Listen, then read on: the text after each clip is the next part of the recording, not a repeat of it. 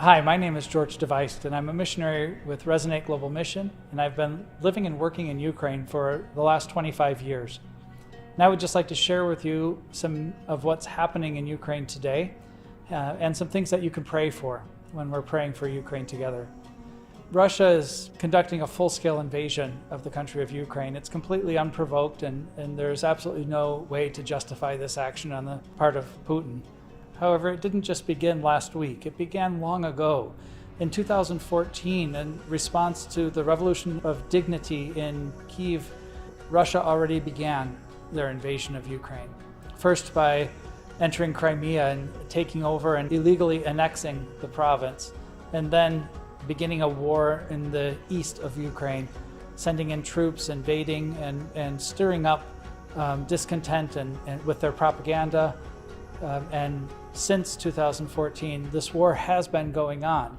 Over 14,000 Ukrainians were killed already before this invasion took place. Over 1 million people were displaced already before this invasion took place. And we had been working along those front lines, trying to bring peace and reconciliation to heal the wounds of these wars before this invasion took place. And now, of course, the situation has become acute. Now, cities are being indiscriminately bombed throughout the country. The two largest cities, Kyiv, the capital, and Kharkiv in the east, are taking the brunt of this bombing. And so many small towns and villages in between have been invaded, have been destroyed by the Russian army, and have been caught in the middle of the fighting between the Russians and the Ukrainians. And so many people are suffering today. Since Russia first invaded Ukraine in 2014, I've been involved in a ministry called Healing Hearts, Transforming Nations. And we've been working to bring healing and reconciliation to the people on both sides of the conflict in Ukraine. We have seen God do amazing things, and we are able to develop a team of Ukrainians and Russians working together to bring this message of reconciliation through the cross of Jesus Christ to the people in the eastern region of Ukraine.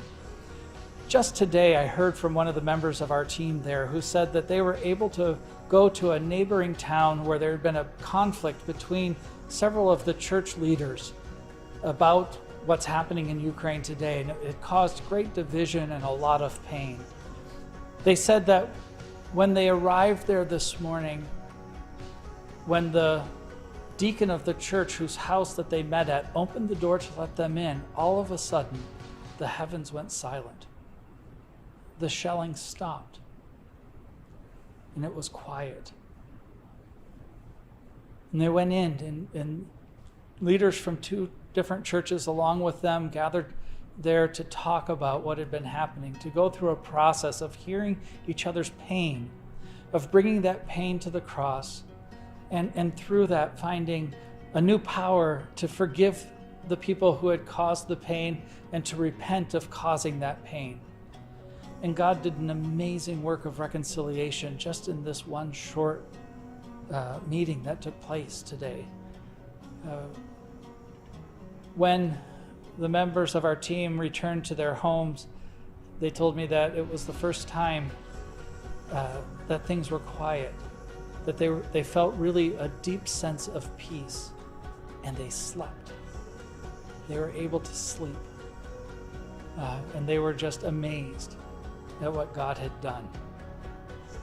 So I want to thank you for how you support the work of Resonate and the work that's going on in Ukraine, for your prayers for the people of Ukraine, and for this work of healing and reconciliation that is so fundamental, especially now as this conflict continues and when this conflict is over.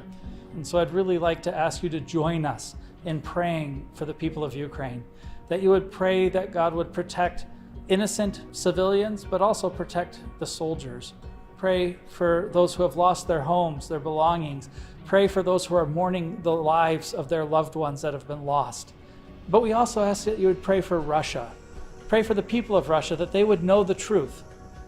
And we know that there are many good people in Russia that are standing up for the truth, and pray that God would protect them as the regime cracks down on them. And we even ask you to pray for Vladimir Putin.